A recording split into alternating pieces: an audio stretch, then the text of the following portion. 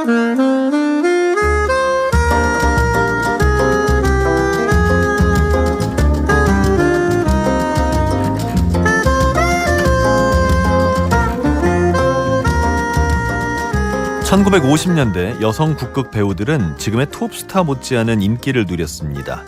여성의 역할이 제한적이던 시대에 여성 국극은 문화생활이면서 동시에 여성들의 자존감을 높여주는 즐거움이 됐죠. 비록 짧은 전성기를 누린 뒤에 쇠퇴했지만 일부 배우들은 여전히 여성 국극의 맥을 이어가고 있습니다.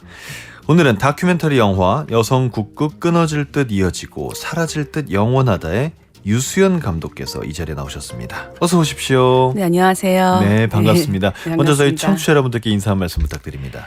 네, 다큐멘터리 영화 여성 국극 끊어질 듯 이어지고 사라질 듯 영원하다의 유수연입니다. 네, 반갑습니다. 다큐멘터리 제목이 인상적이에요. 끊어질 듯 이어지는 것도 인상적이고 사라질 듯 하면서 영원한 것도 인상적이고 이게 진짜 인상적인 건 이 두 문장이 전부 여성 국극이라는 말에 딱 맞는 느낌이라고 해야 될까요? 네. 여성 국극 역사에 있어서 여성들이 개인의 힘으로 끊어질 듯한 여성 국극을 어떻게 해서든지 이어 내려오고 있었음을 상징적으로 좀 표현하고 싶었고 영화의 주된 스토리인 레전드 춘향전의 문구이기도 했었습니다. 그래서 좀 길기는 하지만 영화의 내용이나 주제를 암시할 수 있는 제목으로 가자 이렇게 해서 하게 되었습니다. 그렇군요. 지난달 19일에 개봉했으면 이제 꽤 됐는데 언제까지 상영합니까? 근데 지금 개봉한 지 3주차 됐고요. 네. 지금도 전국 극장에서 상영이 되고 있습니다. 그렇군요. 여성 국극에 대한 관심이 참 높아졌어요. 최근에 아주 인기 있었던 드라마도 있었고 그런데 아직도 낯선 분들이 있으니까요. 이제 감독님께서 직접 여성 국극은 이런 것이다 소개를 좀 해주신다면요. 네. 우리 국악이 일제 강점기 때 많은 전통문화 말살 정책에 의해서 일제에 의해서 이제 많이 사라지게 되었고 네. 그때 창극이라고 해서 남녀 혼합으로 극을 만들었었던 그 판소리를 기반으로 극을 만들었었던 그래서 굉장히 인기가 있었는데요. 그때 이후로 이제 일제 강점기가 끝나고 해방이 된 후에 여자들끼리 더 이상 이제 남자들에 의존하지 말고 여자들끼리 한번 해보자. 우리가 언제까지 이렇게 화초기생 취급만 받아야 되냐 하면서 박록주 명창님께서 거금을 대출을 받아서 이제 만들어 봤는데 그때 그 무대가 너무 혁신적이었고 진취적이었고 새로웠고 그 여성들이 표현하는 꽃미남 같은 남자 배우들의 그 당시 이제 창극을 했을 때는 남자 소리꾼들이 거의 뭐 60대, 70대였거든요. 근데 이제 20대 여자가 꽃미남처럼 이렇게 나오니까 굉장히 그 당시 사랑을 받게 되었고 그러면서 1950년대 대한민국이 전쟁 중이던 시절 대한민국의 모든 대중문화의 예술의 정점에 있었습니다. 그러게요. 그때 진짜 그랬다면서요. 뭐 지금의 뭐 아이돌 같은 정도로 네. 엄청난 인기였다고 그러더라고요. 그 인기는 뭐 말로 할 수 없었을 것 같고요. 그 모든 그 당시에 예를 들면 지금 남아있는 부산에 뭐 어떤 극장이 하나 남아있다라고 했을 때 그 당시는 2,000석짜리 극장이 20-30개씩 몰려 있었는데 그 모든 무대를 여성국극이 다 자리를 하고 있었고 2,000석이지만 들어온 사람들은 뭐 4,000명, 5,000명 됐었고 그걸 하루에 5-6번씩 했었습니다. 야, 모든 극장에서 돌아가면서 무대에 올릴 정도였으면 극장들이 그냥 이분들만 기다렸다는 얘기네요. 그렇죠. 그 당시에는 한국 영화가 거의 만들어지지가 않았었던 시기고요. 또 외화도 별로 없었고 그래서 유일한 오락거리였고 흥행물이었다라고 볼 수 있죠. 아무래도 다큐멘터리를 만드시려다 보니 엄청나게 조사를 하셨겠어요. 네. 거의 뭐 역사학자 이상이신데요. 네. 제가 처음에 여성국극 다큐멘터리를 만들고 싶었었던 6년 전부터 계속 현존하는 모든 논문이나 책이나 그리고 선생님들의 구술 자료나 다 찾아보려고 했었고 그 이유는 발굴되지 않은 것들을 발굴되지 않았던 것이 무엇인가를 알고 싶었어요. 그래서 내가 다큐멘터리를 만들면서 최대한 아카이빙을 좀 잘 해보고 싶었어요. 그래서 국내외에 있는 모든 자료들을 좀 많이 찾아보려고 노력을 했었고요. 그러기 위해서는 무엇이 존재하는가를 알아야 됐기 때문에 그래서 공부를 좀 많이 하게 되었습니다. 근데 1950년대면 사실 여성에 대한 편견 네. 혹은 여성 예술인에 대한 편견이 엄청 많을 때 아닙니까? 그러니까 제가 잘 모르지만 네. 1950년대에 여성이 혼자, 그러니까 남자 없이 혼자 길거리 다니는 것도 흔한 일은 아니었을 것 맞아요. 같고.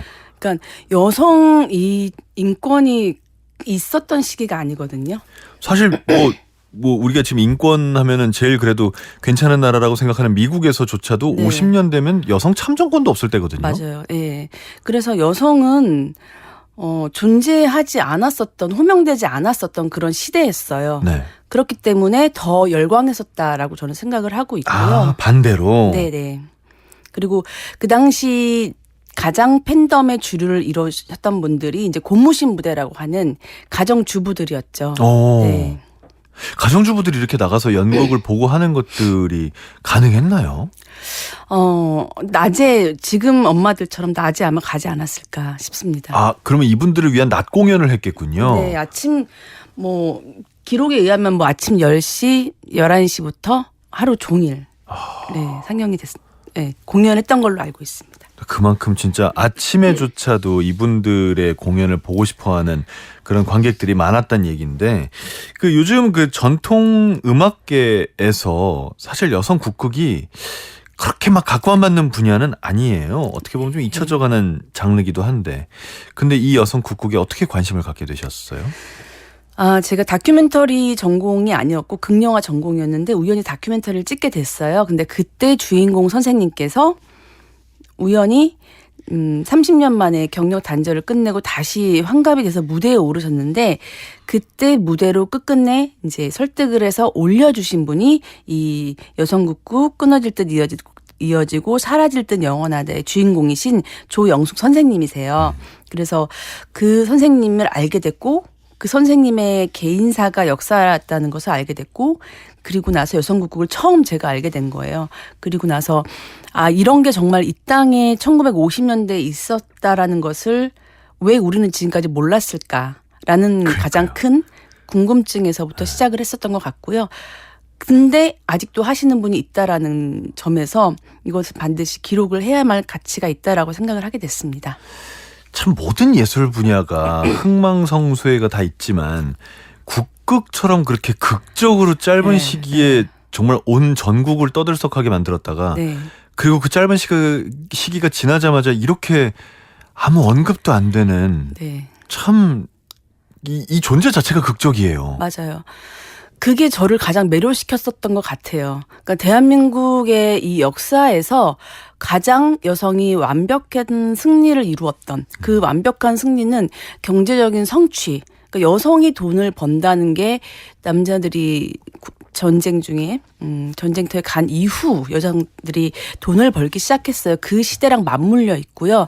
그리고 전 세계적으로 봤을 때도 세기말적인 그런 분위기에서 전 세계적으로 일어났었던 문화의 중심에 우리나라도 함께 했었다라는 거. 동아시아에서 다 같이 여성국국이 일어났었거든요. 일본의 그렇군요. 네. 일본의 다카라즈카, 대만, 중국의 월극 다 같이 일어났었어요. 20년대 후반, 30년대 후반부터.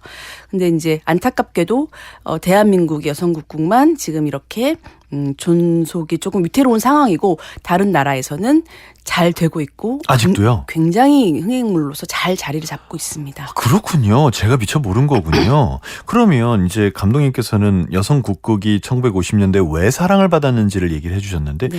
왜 이렇게 갑자기 인기가 사라진 겁니까? 그것도 혹시 분석이 되나요? 네.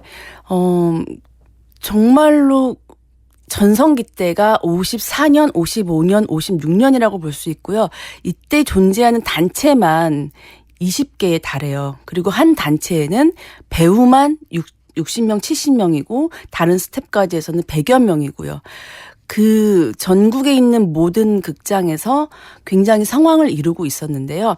전쟁이 끝나고 난 뒤에 이제 한국 영화가 붐을 이루기 전에 57년도쯤에 이제 나라에서는 제 개인적인 어떤 조사에 의하면 이제 나라에서는 남자들이 전쟁에서 돌아왔고 다시 우리 사회에서 여성들은 가정으로 돌아갔으면 하는 바람들이 있었고 그것을 제도적으로 좀 많이 만들었고요.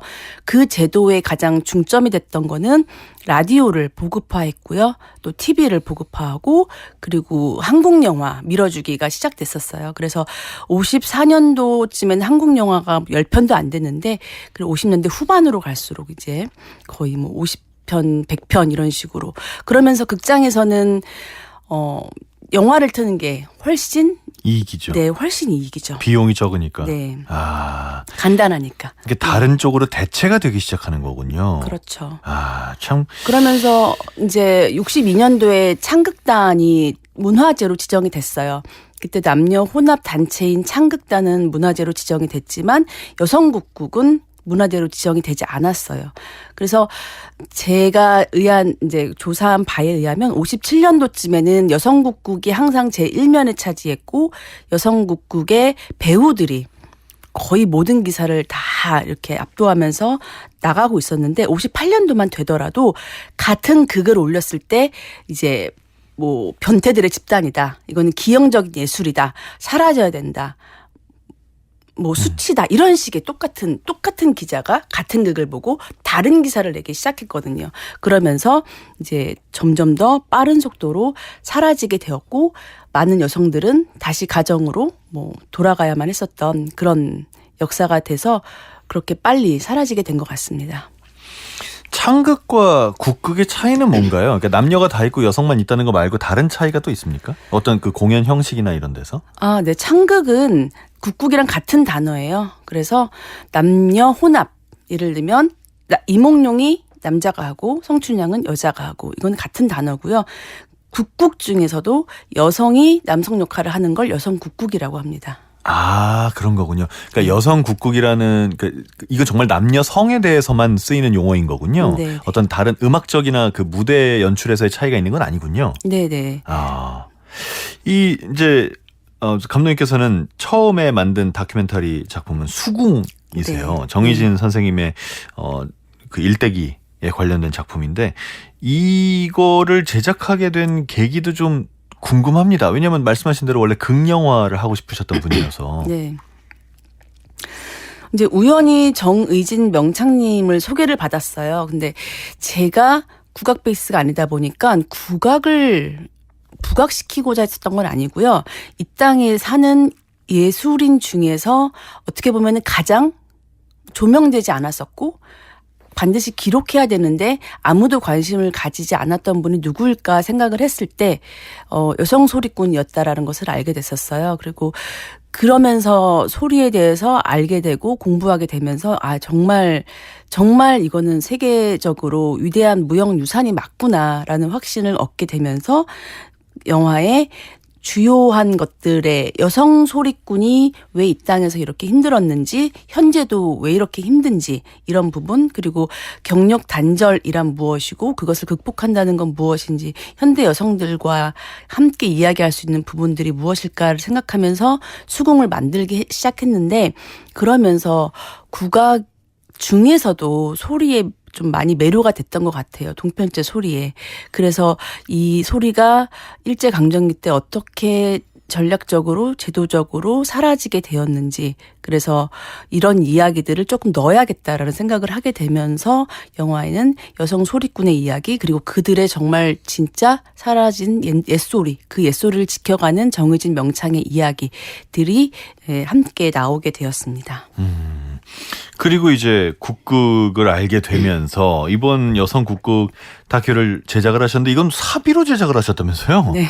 뭐 아무 투자를 못 받으신 겁니까? 요새 뭐 지원 사업도 많지 않습니까? 네네. 그러니까 수궁은 처음 만들었지만 제작 지원을 좀 여러 개 받아서 네. 사비로 하진 않았는데요. 네네. 여성국극은 제가 너무 간절하게 빨리 잘 만들고 싶었던 게 선생님들이 일단 연로하시기도 했고 그리고 그때만 해도 정년이가 언제 나올지는 확신이 없었어요. 하지만 우리는 빨리 준비를 해야겠다라는 생각을 했었고 근데 제작 지원을 뭐 한 20군데 넣었었는데 다 되지 않아서 예, 마지막까지도 네, 대출로 만들었습니다. 아, 대출로. 네. 아, 그럼 영화 잘 되면 감독님 많이 버시겠네요. 네, 제발 대출은 좀 갚았으면 좋겠습니다.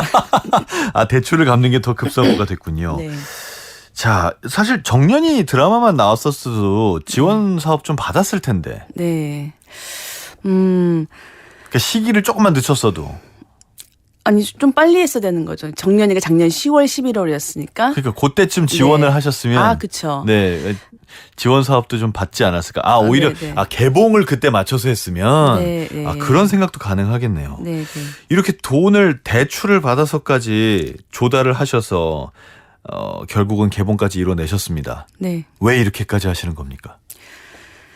이렇게 하는 영화 감독이 어디 있어요, 솔직히? 아, 예, 저도 그런 첫 번째 영화 감독으로 이름을 남기고 싶었나 하는 생각도 있고요. 네. 아, 저는 정말 너무 간절했어요. 선생님들이 지금 어제 이후로 93세 되셨고요. 한 분은 또 96세가 되셨어요. 이 선생님들 젊으실 때 조금이라도 정정하실 때 영화를 보여드리고 싶다는 생각도 했었고 네. 저는 너무나 간절하게 이 영화를 빨리 만들어 보고 싶었어요. 만들고 싶었고 그게 여성국국이 끊어지지 않게 더 잘 이어질 수 있게 하는 방법 중에 하나라고 생각을 했습니다. 그런 생각이 들 수 있죠.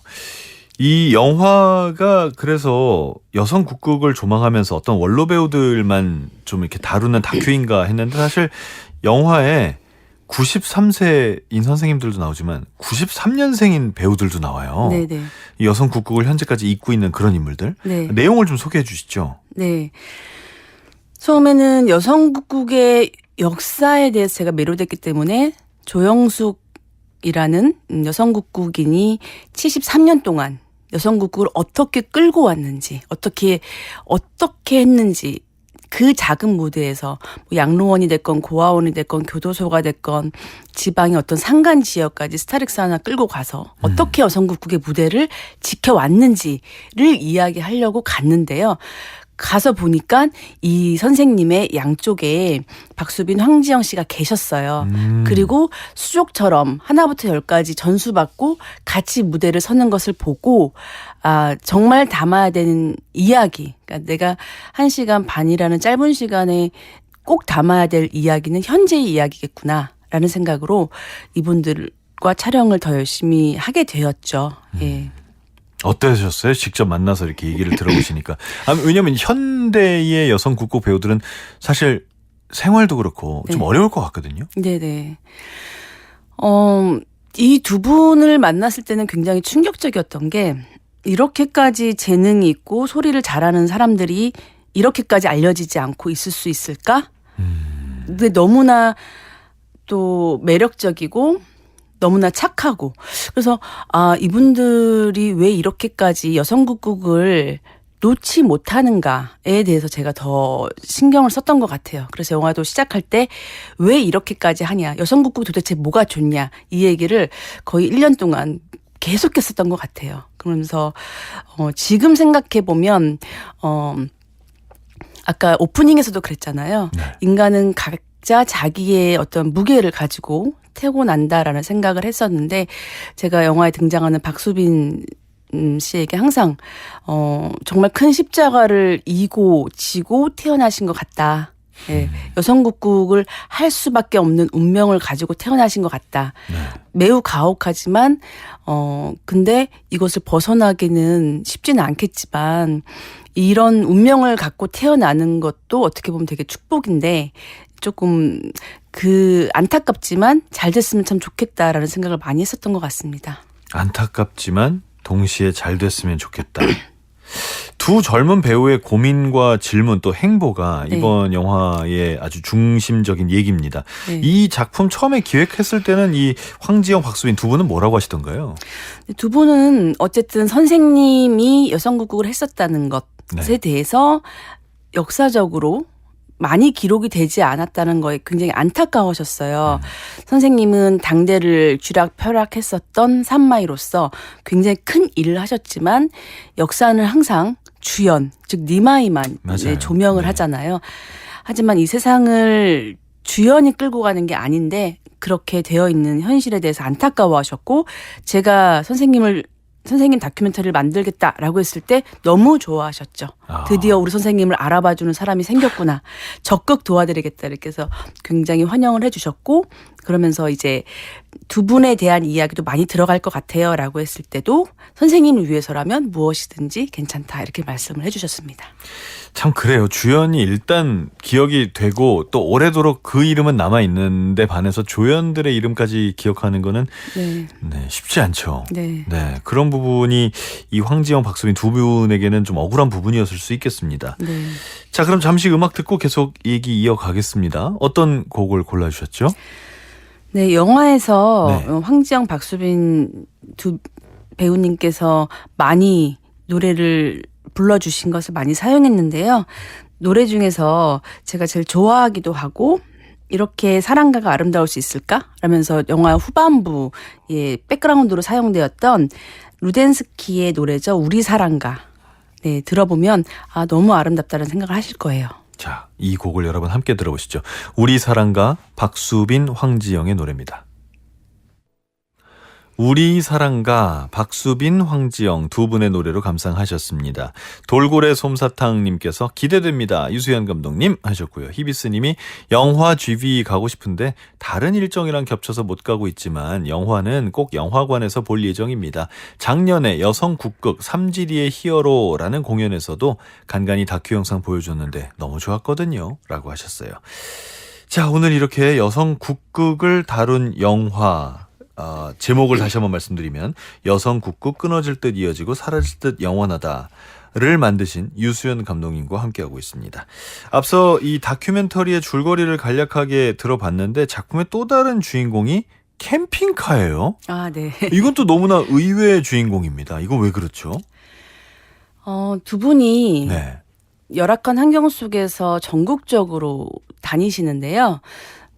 많은 국악인들 분들 똑같이 느끼시겠지만 제대로 된 대기실이나 분장실이나 옷을 갈아입을 장소도 없고 또 숙소도 거의 마련되어 있지 않은 경우가 많아요. 그럴 때 이 캠핑카는 분장실이기도 하고 연습실이기도 하고 대기실이기도 하고 숙소이기도 해요. 근데 이 두 분의 캠핑카에서 같이 이제 따라다니면서 촬영하고 같이 놀고 했었을 때 굉장히 노마드적이다라는 생각을 하게 됐어요.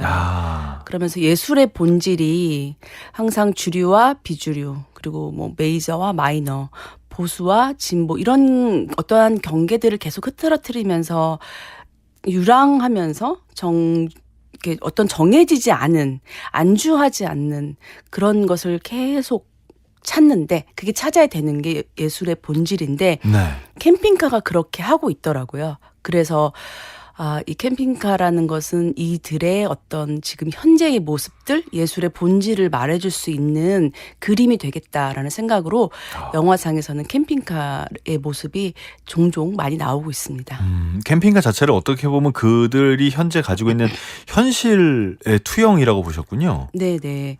그러면서 이 사회가 가지고 있는 점점 더 각박해지고 불안해지고 한치 앞을 모르겠는 이 사회 속에서 그래도 우리가 아주 작은 빛이라도 보고 위안을 받을 수 있으려면 예술이 좀 더 다양화되고 예술이 우리 옆에서 좀 더 철학적으로 있어줘야겠다. 근데 그것을 하고 있는 분들이었기 때문에 그런 모습들을 담고 싶어서 표현하고 싶어서 캠핑카를 더 열심히 찍었었습니다.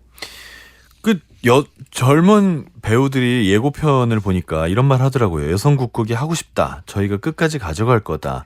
이렇게 조금은 녹록치 않은 상황에서 열심히 하고 있는 우리 젊은 배우들을 보면서 어떤 점을 느끼셨는지 혹은 어떤 점을 화면에 담아야겠다라고 생각하셨는지요? 여성국극 다큐멘터리지만 여성국극은 이 땅에 존재하는 모든 예술을 상징할 수 있다고 생각해요. 그리고 그것은 꼭 예술이 아니더라도 꿈을 상징하고 있다. 우리의 꿈에 대한 이야기다라는 생각을 했고요. 저는 왜 이렇게까지 하시느냐라고 물어봤고 그들은 저에게 감독님은 그러면 왜 이렇게까지 하십니까? 라고 서로 이렇게 의문시하면서 항상 이렇게 질문을 하면서 우리는 왜 이럴까? 이렇게 했었던 시간이 되게 많아요.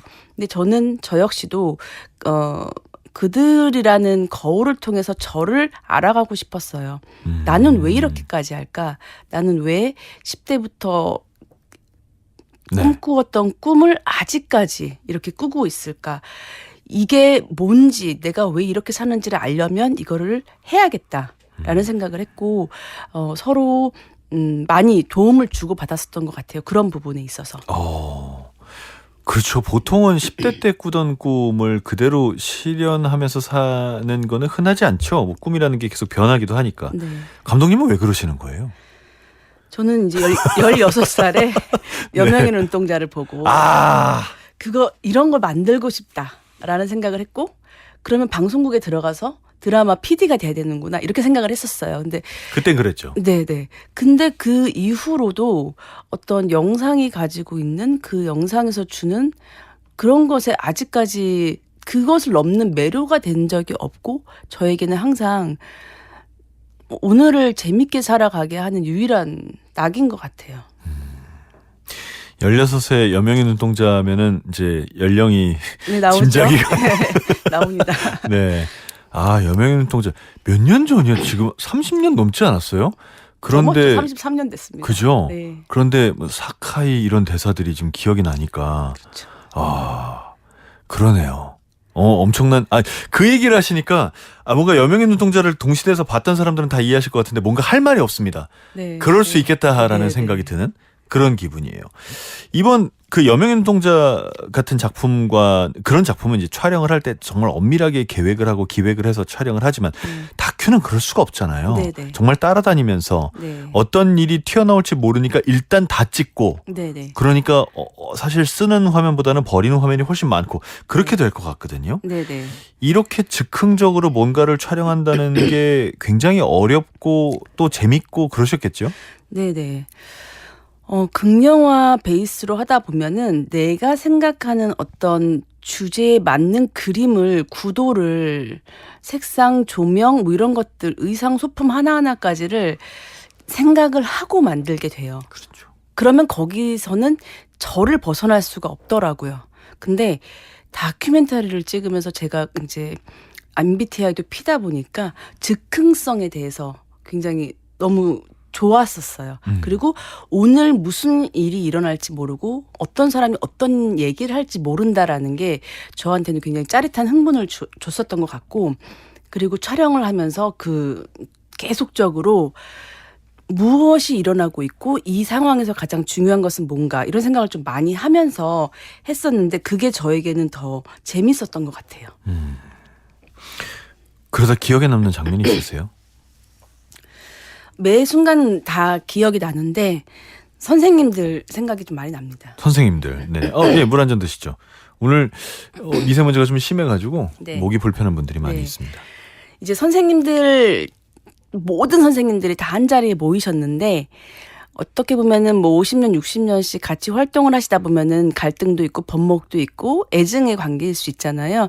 그런데도 불구하고 이분들은 또 서로 약간 마음의 응어리가 있지만 옹기종기 모여 앉아서 고개는 돌린 채 또 귤은 나눠 먹고 있고 이런 여성성. 제가 굉장히 좋아하는 여성성인데 이런 부분들을 눈으로 직관했을 때 희열이 가장 컸었던 것 같습니다. 2024년에 드라마 정년이가 아주 큰 인기를 끌면서 여성 국극이 참 재조명도 받았고 호평도 받았고 일단 드라마가 인기가 있었으니까요. 이런 걸 보시면서 어떠셨는지 그 당시에 한참 편집하고 계셨을 것 같은데 네네. 빨리 해서 내놔야지 이런 생각도 들었을 것 같고 맞아요. 어떠셨나요? 빨리 해서 내놔야지라는 생각이 일단 컸고요. 네. 그리고 저 정년이에 나오는 저 분들의 진짜 과거의 이야기, 우리는 진짜다, 좀 더 원조다, 실제한다. 그런 것들에 대해서 더 정확하게 어떤 것을 얘기해야 될까라는 좀 생각이 좀 컸었고요. 그렇게 큰 반향을 일으키고 많은 사랑을 받을 줄 몰라서 정말 영화가 개봉하게 되면 나에게도 많은 관심이 오지 않을까라는 또 신랄 같은 기대를 하게 되었습니다. 그 드라마가 일단 대단한 인기였으니까 그 이후에 우리 여성국극 배우들은 조금 좀 공연할 기회가 좀 많아졌습니까? 안타깝게도 공연의 기회는 많지 않았고요. 그래요? 네, 인터뷰를 선생님이나 뭐 이제 황지영, 박수빈 씨 제가 알기로는 뭐 다들 한 5, 60번씩 한 100회씩은 하신 걸로 알고 있습니다. 네네네. 네네. 인터뷰만 했어요? 네, 인터뷰만 했고요. 공연의 기회는 아직 오지 않았습니다. 그것 좀 의외네요. 그렇죠. 네. 네. 같이 많이 왔을 것 같은데 전혀 그렇지 않았다고요. 네네. 네. 그리고 올해 7월에 대춘향전 공연이 열린다면서요? 아, 네네. 이건 뭐죠? 여성국국 제작소 친구들을 처음 만났을 때만 해도 정말 그 본인들이 장돌뱅이라고 불렀거든요. 이 트럭 하나에 캠핑카 하나에 모든 것을 싣고 다니면서 관객이 2명일 때도 있었고요. 정말 많은 관객이 있는 상황이 아니었는데 레전드 춘향전을 마지막이라고 생각해도 하고 만들었는데 이 공연의 성공으로 인해서 안산문화재단이라고 하는 어떤 여성국국이 대한민국의 역사에서 한 번도 제도적으로 국가나 정부나 어떤 단체의 인정을 받지 못했었던 상황이었는데 처음으로 제도권 내에 성공적으로 이제 개인이 진입을 하게 된 사건이에요. 네. 그것만으로도 가치가 있는데 여기서 올해 7월에 대춘향전이 올라가는데 네. 중요한 거는 1000석이 넘는 극장이에요. 예. 1000석이 넘는 극장에서 한 거는 50년대 이후로 지금 최초예요. 아, 그렇군요. 네, 그래서 여성국국만이 가지고 있는 어떤 그 맛과 멋을 살릴 수 있는 무대가 될 것 같고요. 또 레전드 춘향전에 나왔던 선생님들도 아직 건강하시기 때문에 여러분들이 정말 선생님들 70년, 80년 한 일을 한 사람이 몸에서 어떤 소리와 어떤 표정을 짓는지 그 공명을 느끼시고 싶으면 이 공연을 보시면 너무 감동적일 것 같은데 7월에 대춘향전이 안산문화예술의 전당에서 공연을 하게 됩니다. 안산 문화예술의 전당. 여기는 1000석 규모, 1200석 규모라고 하니까 정말 그동안에 했던 여러 무대들과는 아주 다른 차원이겠습니다. 네네. 네, 저희가 지금 이 여성국국 끊어질 듯 이어지고 사라질 듯 영원한 이 다큐멘터리 영화의 포스터를 현재 저희 오픈 채팅방에 올렸어요. 관심 있으신 분들은 좀 봐주셨으면 좋겠고요. 영화를 기획하고 제작하고 개봉하는 단계까지 정말 수년간 여성국국을 졸졸졸졸 쫓아다니면서 여러 가지 부분을 관찰하시고 또 화면에 담으셨습니다. 이렇게 겪은 시간을 함께 하면서 어떤 생각이 드셨는지, 그럼 개인적으로 좀 달라진 게 있으신지요? 일단 여성국국 다큐멘터리를 만들고 싶었고 네.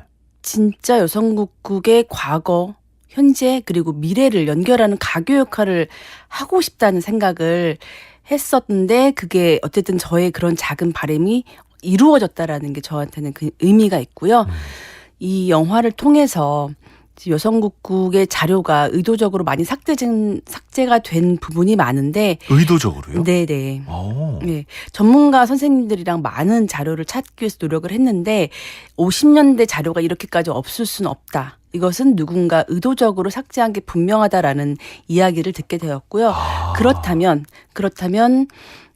여성국국이 여성의 힘으로 개인의 힘으로 사비로 이렇게 이어져 내려왔던 것만큼 그럼 현재 우리가 해야 될 일은 전국 각지에 뿌려져 있는 개인들이 소장하고 있는 작은 뭐 사진이 됐건 팜플렛이 됐건 무엇이 됐건 한 곳에 모아서 우리가 우리 거를 좀 지켜보자라는 생각을 하게 되었고요. 네. 지금 방송을 들으시는 많은 분들께서 혹시 자료가 있으시면 안산에 있는 여성국국 제작소에 안산문화예술의 전당으로 보내주시면 잘 보관하고 마지막으로는 이분들이 또 여성국국 박물관을 만들 수 있도록 하는 기점이 됐으면 좋겠습니다. 안산이 여성국국의 기지가 되겠군요. 네, 맞습니다. 네. 이런 게 있으면 더 좋죠. 누군가 자료가 가지고 있어도 어디 보낼지 모르는 것보단 네네. 어딘가에 보내야 될지를 명확히 아는 건 좀 다른 얘기니까요. 네. 네. 더 좋은 거는 대춘향전을 보러 오실 때 네. 가지고 오시면 좋겠고 대춘향전을 보러 오실 때 조금 더 많은 자료들을 선보일 수 있게끔 하는 것을 준비를 하고 있으니까 네, 꼭 공연을 보겠다라기보다는 이 문화의 한 축에 참여하겠다라는 생각을 해주시면 좋을 것 같습니다. 여성 국구 끊어질 듯 이어지고 사라질 듯 영원하다. 이 작품을 상영하고 있는 상영관이 지금 네. 많이 줄었다면서요. 어디서 네. 볼 수 있습니까, 지금은?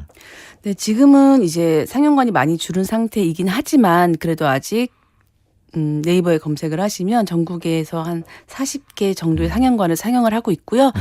또 아직 CGV 같은 멀티플렉스에서 상영을 하고 있으니까 네. 영화를 만들 때 극장에 최적화된 사운드로 만들고 싶었어요. 그래서 정말 공연을 보는 것처럼 화면이나 사운드를 많이 신경을 썼으니까 극장에서 꼭 봐주시면 그때 그 감동을 고스란히 느끼실 수 있을 것 같아요. 그러게요. 중요한 부분입니다. 여성 국국 지금 현재 사라져가고 있는 우리 문화에 대한 다큐멘터리 영화를 만드신 분인데 이렇게 사라져가는 부분을 옆에서 쭉 지켜보셨기 때문에 어떤 한국 전통을 지키고 활성화하기 위해서는 이런 지원이 좀 필요하겠구나 이런 생각도 많이 했을 것 같거든요. 네. 아까도 말씀드렸다시피 일본이나 대만이나 중국의 여성국국은 현존하는 가치로서 전통 예술로서 그리고 하나의 예술 장르로서 굉장히 많은 사랑을 받고 지원을 받고 있습니다. 그것은 그 분들에 있어서 그 자국민들의 자긍심이나 우리의 본에 대한 근본적인 뿌리가 되어줄 수 있는 중요한 부분이면서 동시에 산업적이나 경제적으로도 많은 다른 분들이 그 나라를 방문했을 때 문화 산업이 되기도 하고요. 관광 상품이 되기도 해요. 그래서 저는 이 여성국국이 과거의 그 군무와 떼창과 그 아름다웠었던 모든 것들을 현대적으로 재해석해서 제대로 무대를 만들어 낼 수만 있다면 우리나라에 맞는 분들도 당연히 좋아하실 수 있고요. 또 3세대가 손녀와 할머니가 같이 볼 수 있는 작품이 되는 게 사실은 많이 없거든요. 네네. 근데 그런 부분을 이 여성국국은 해낼 수 있고 외국 분들도 한국에 왔을 때 꼭 봐야 되는 문화 상품이 될 수도 있고요. 그래서 여러 가지 측면에서 반드시 지켜야 한다, 이어져 나가야 한다라는 그런 측면보다는 사라지기에는 조금 아까운 그런 가치들을 우리가 조금 더 신경을 쓰고 보듬어야 된다라는 생각을 가장 많이 하는 것 같습니다. 신경을 쓰고 보듬어야 한다. 이대로 보내기에는 아깝다. 네네. 네. 네, 의미 있는 말씀입니다. 정말 그렇게 될 수 있기를 진심으로 바랍니다. 차기작 한번 여쭤보고 싶은데 차기작도 국악이라면서요? 국악을 꼭 하겠다라는 건 아닌데요. 네. 국악 두 개 영화를 두 개를 했었을 때 가장 소재로서 관객들이 선택하지 않을 것 같다. 돈이 안 될 것 같다라는 얘기를 국악이다라는 얘기를 많이 들었어요. 네. 그게 저에게는 그럼 내가 해야겠다라는 동력이 됐었던 거고요. 이렇게 두 개를 하다 보니까 어느 정도 이제 좀 기조 좀 트이고 정말 담아야 되는 것들 중에 하나인 게 또 한국무용이 아닐까라는 생각을 하게 됐는데 한국무용만에 가지고 있는 그 길을 어떻게 화면으로 보여드릴 수 있을까에 대한 지금 해결되지 않은 부분들이 있어서 딱 차기작이다 이렇게 말씀을 드리기는 어렵지만 꼭 한번 해보고 싶습니다. 일단 그렇게 제작하시려면 이번 작품에서의 빚을 좀 다 터셔야 될 텐데 네. 그 정도의 관객이 좀 들어오기를 그 이상의 관객이 들어오기를 네. 끝으로 한번 바라보겠습니다. 감사합니다. 네. 자, 누구보다 한국의 전통 음악과 문화를 사랑하는 우리 유수연 감독님 오늘 시간 내주셔서 감사합니다. 감사합니다.